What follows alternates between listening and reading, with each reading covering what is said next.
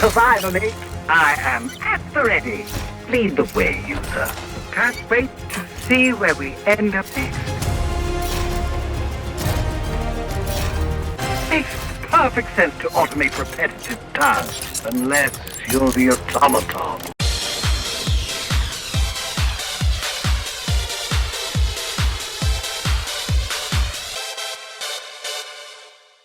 はい、どうも、シンです。本日もアークサバイバルアセンディットをやっていきます。本日はですね、一人ぼっちでも大丈夫。拠点自動化オートマタ SAR5RM8 を徹底解説をお送りいたします。ボブズ・トールテイルチームパンクアセントが実装されまして、ぼっちサバイバーにはありがたい SAR5RM8 サバイバーメイトが実装されました。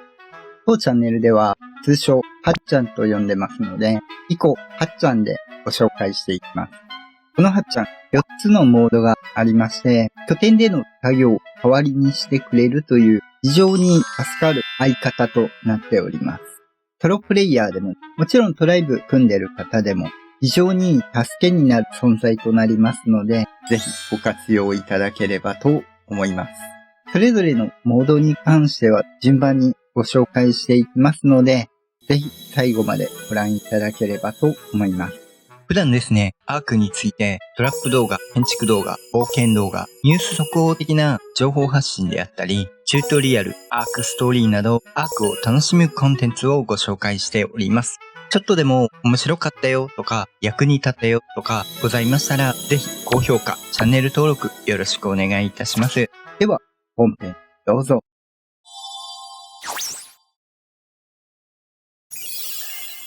ではまず基本情報からお話ししていきます。獲得エングラムのレベルとしては86。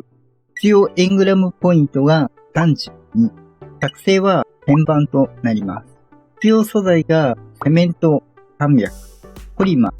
1200、水晶300、金属インゴット1000、電子基板500、プロ真珠100となります。結構重めの素材にはなるんですが、その分役に立ってくれるかと思います。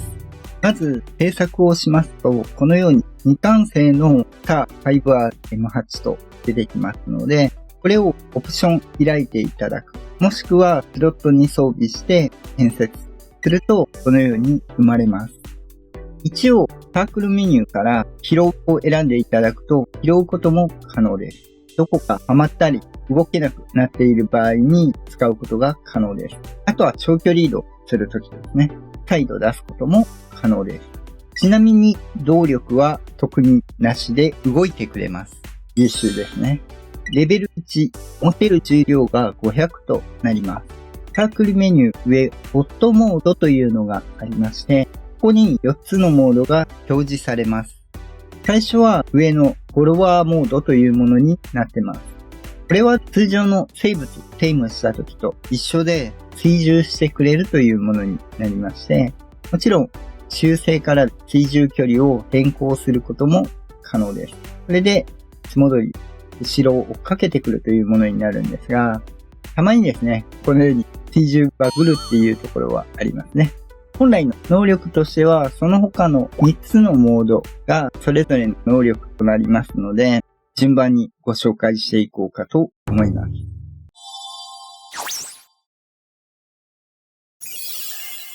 まずは、採取、ハーベスターモードとなりまして、こちらをつけると、このようにターミナルが生まれます。はっちゃんのドッキングパッド。これはどこか行ってしまった場合に、ここに読み戻すことができます。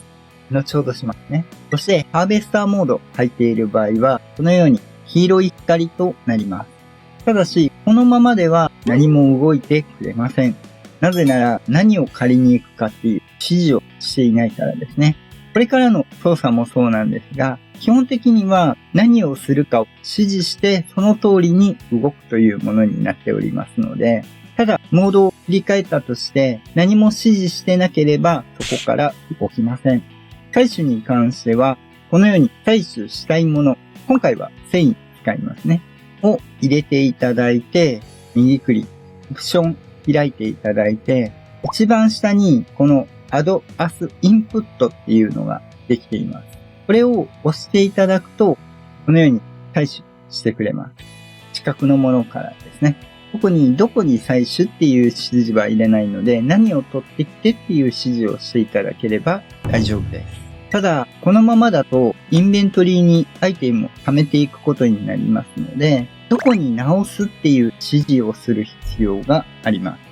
今回はこちらの金庫に直してもらうように指示します。その場合は、インベントリー開いていただいて、収納する素材を入れます。そして、収納箱に関しては先ほどのように、オプションを開いて、Add as Input。収納箱などの場合は、何スタック入れるかの指示ができます。1スタック、5スタック、X スタックとなっているのは、あと任意でスタック数を決めることができます。これは個数ではなく、スタック数になっておりますので、ご注意ください。仮に100と入れますね。で、OK。すると、100スタックまでここに入れるという指示ができました。ちなみに採取に関してなんですが、今回繊維で指示をしたんですが、このようにあくまで繊維だけを取るのではなくて、一緒に取れるものも採取します。なので、完全になくす場合は、ベリーであったりですね、どこに収納するか指示をしておく必要があります。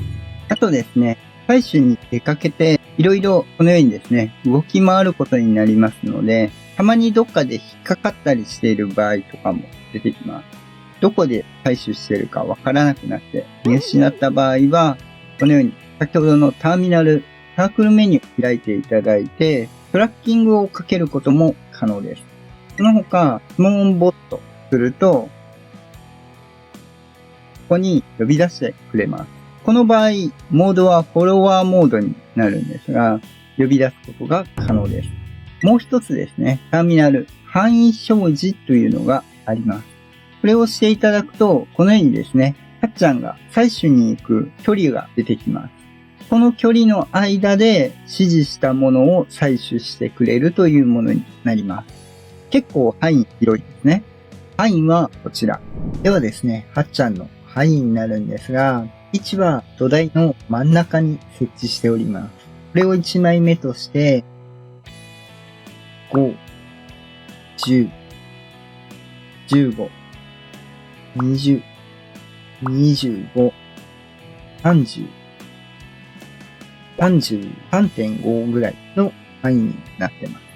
真ん中から始めているので33枚が範囲になってます。一応ですね、上範囲もあるんですが、平面で動かさないとですね、結構引っかかったり、うまく上に登れなかったりっていう場合もあると思いますので、ご注意いただければと思います。ちなみになんですが、範囲はテックストレージと同じ範囲となっております。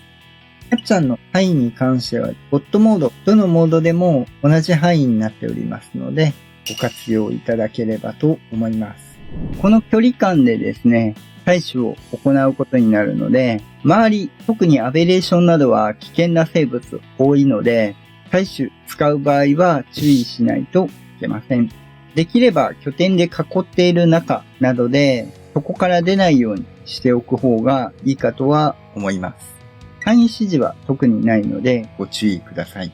ちなみに採取に関してテック専用ストレージに収納したいとなった場合は少し特殊となります。例えば先ほどのように繊維にする場合、ここに自動預け入れ有効化と引き出し有効化があります。自動預け入れ有効化をしておいていただくと、ここに入れてくれるということになります。ここに 100% 入れたい場合は、先ほどした金庫の設定は解除しておく必要があります。解除に関しては、オプションを開いていただいて、Remove as Input とすると解除ができます。収納する場所を変えたい場合とかですね、入れたいものを変えたい場合は使っていただければと思います。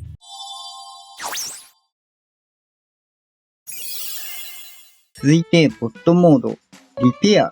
リペアに関しては、同じようにターミナルはできるんですが、光は赤くなります。これに関しては、基本的に指示をする必要はないです。例えば、このように収納箱を攻撃してしまった場合、たまにミスって攻撃したりとかあると思うんですが、基本的には外壁とかの方が多いと思うんですけども、壊れてしまった場合に自動で修理を行ってくれるというものになります。ただし、修理素材がないともちろん修理をしてくれません。この場合、保存設備からですね、素材を集めてくれるんですが、ここに素材が入ってます。これに関しては、ここから出していいよっていう設定だけはしておかないといけないので、自動引き出しオンにします。修理に関しては、攻撃すると、このように修理可能時間という修理までのクールタイムが発生しますので、まずはこれを待つ必要があります。このように修理可能になったらですね、動き出しまして、素材を取って修理する。修理終われば待機場所に戻るというものになってます。また何か壊れたら自動で検出して修理素材取りに行って、今回は収納1個にしてますが、複数もちろんあると思うので、収納複数に分けていれば、そこから出していいよっていう設定さえしておけばですね、自動で必要な素材を集めて修理してくれるというものになってます。あまり PVE では使うこと少ないかもしれないですが、逆にですね、ちょっと微妙に土台ダメージ入れてしまったりとかあった場合、修理せずに放置している場合があると思うんですが、そういう時の修理とか便利かもしれないですね。こういう収納箱を攻撃してしまったりとか、たまにあると思うので、そういう時便利ですね。ちなみにパインに関しては、先ほどの最初と同じものになってます。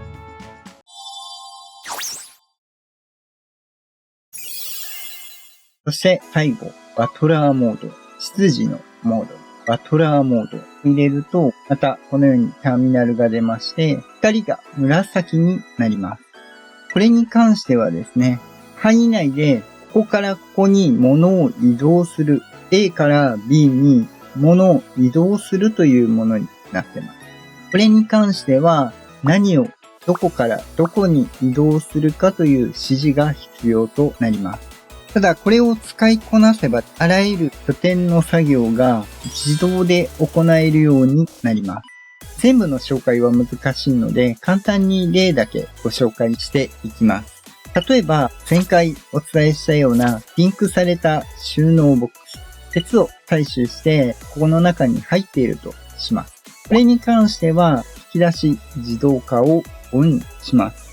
一つ取り出してですね、まずは何を運ぶかをかっちゃんに教えないといけないので、このように金属鉱石を運んでってなった場合は、金属鉱石からオプションメニューを開いてインプット。これで金属鉱石を取り出してくれるという指示はしたので、次はどこに移動するかになるので、工業炉に移す場合は、工業炉に金属鉱石を入れてインプット。あとは何スタック移すか。これは最大どこまで収納するかということになるので、工業炉の場合、インゴットできてくる部分はあるんですが、ストレージ100なので、ここは100で大丈夫です。それで、先ほどのリンクされた収納ボックスから鉄を取り出して、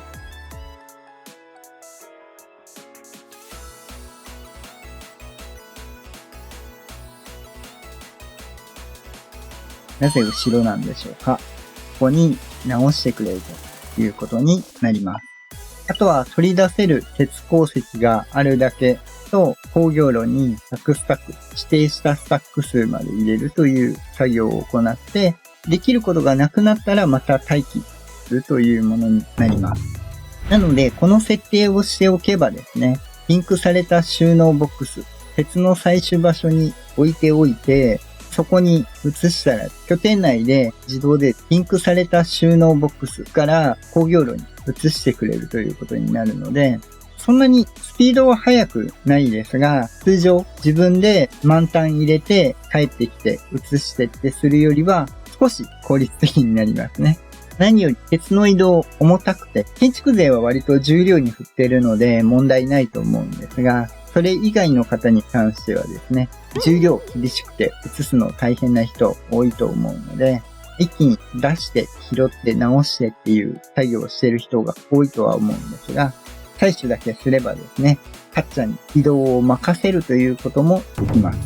その他、めんどくさい作業として、この菜園、肥料ですね。菜園作っていると、どうしてもこのように肥料が減ってきます。これに関しても肥料をインプット、これもインプットするんですが、ちょっと注意が必要なのが、満タン詰めるっていうのも結構いっぱいになってしまう可能性があるので、そんなに満タンなくていいので、5スタックぐらいで設定しておくといいかと思います。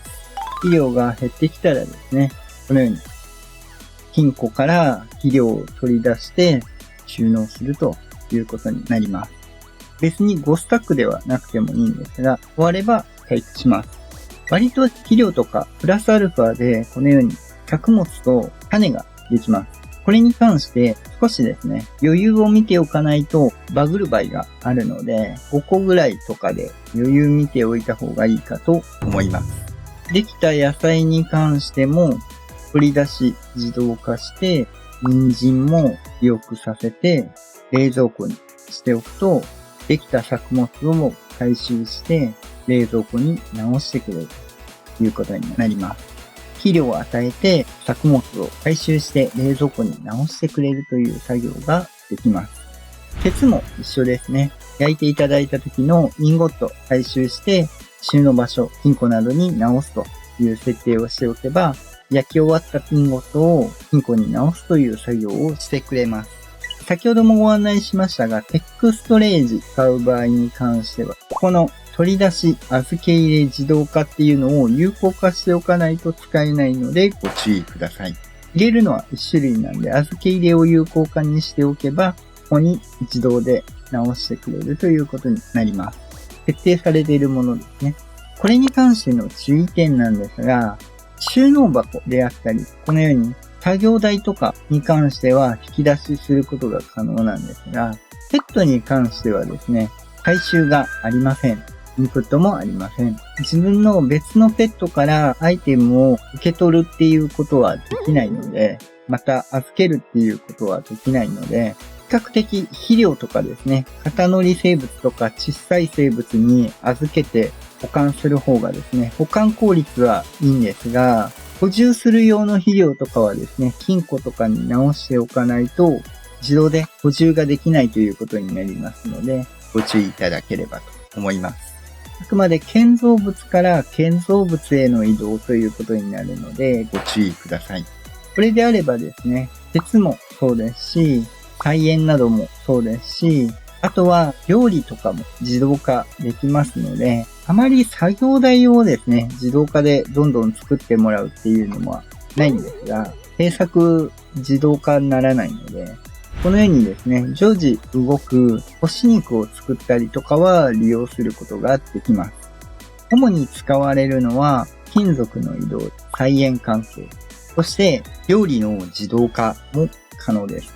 調理鍋、このように ASA になりまして、料理を指定することができるようになりました。なので、もともと指定してなければ入っている材料で勝手に料理ができるんですが、このように加工食品とかですね、選んでいただいて、例えばメディカルブリューとか設定しておくと、ここにメディカルブリューというペットオートクラフトアイテムっていうのが出てきます。ここを設定すると、これのみ作ってくれます。他のものを入れても作成されないので、これで起動しておきます。ASA になりまして、電気で動くので、電気さえ通っているところであれば問題なく起動します。あとは必要な材料の素材をあっちゃんに覚えさせて、調理鍋の方に入れる設定をします。今回ちょっと簡単に5スタックだけにしておきますね。麻酔薬に直しているところの出しを自動化して、冷蔵庫も自動化しておけば、このように取りに行って収納してくれる。ベリー取りに行って、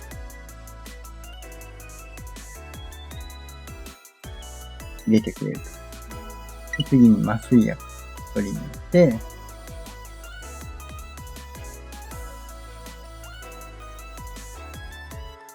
麻酔薬も入れてくれる。すると、このようにメディカルブリューができます。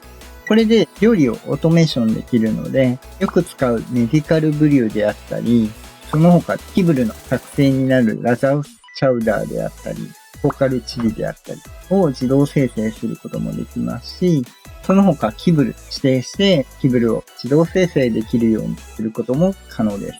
必要なものはこの必要数見ていただいて、はっちゃんに記憶をさせて、あとは持ち出し設定だけ直しているところで、この持ち出し設定だけしといていただければ、勝手に調理など盛り込んでいただいて自動化できるというものになってます。あとは割とこの辺ですね。スイートベジタブルケーキとかもできますね。あと結構溜まりがちな化学作業台に麻酔薬作って放置してるのを直してくれたりとか、そういうことは作成系でもできます。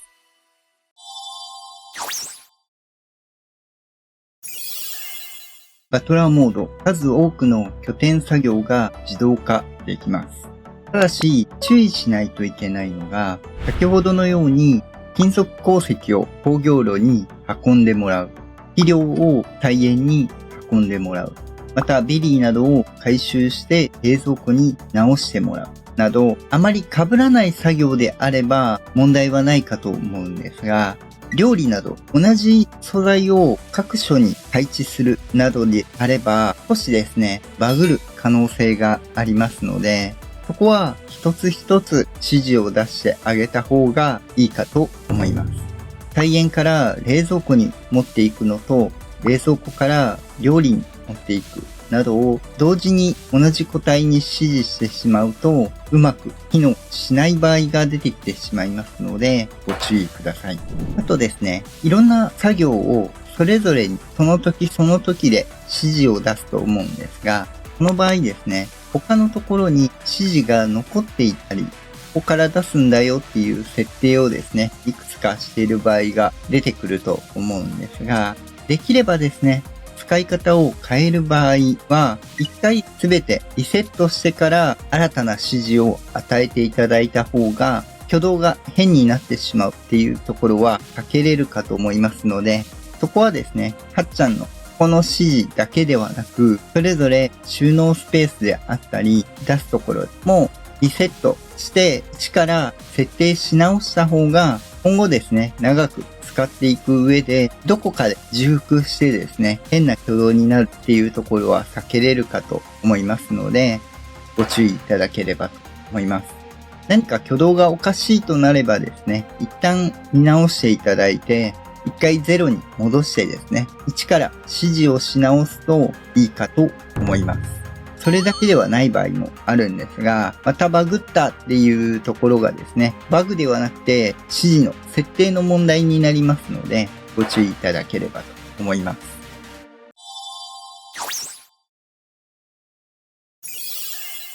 はい、ではいかがでしたでしょうか。本日はですね、拠点を自動化できる TAR5R M8 はっちゃんの徹底解説をお送りいたしました。なかなかですね、指示慣れないと難しいところもあるかと思うんですが、一つ一つ指示を与える上で、一回リセットをかけて何をしてほしいのかっていうことをですね、はっちゃんに教えてあげれば優秀な相棒となってくれるかと思いますので、ぜひご活用いただければと思います。アークサバイバーの夢でもあった自動化が公式に利用できるということになりますので、ぜひご活用いただければと思います。では本日は以上となります。アークについて困ったことがあれば、ここのチャンネルに来れば解決できるチャンネルを目指して頑張っておりますので、ぜひ高評価、チャンネル登録よろしくお願いいたします。応援したいよっていう方はメンバー登録もよろしくお願いいたします。その他、Twitter や Discord など、アークに関わる情報発信、コミュニティなども行っておりますので、詳しくは説明欄ご確認いただければと思います。また次回お会いいたしましょう。バイバイ。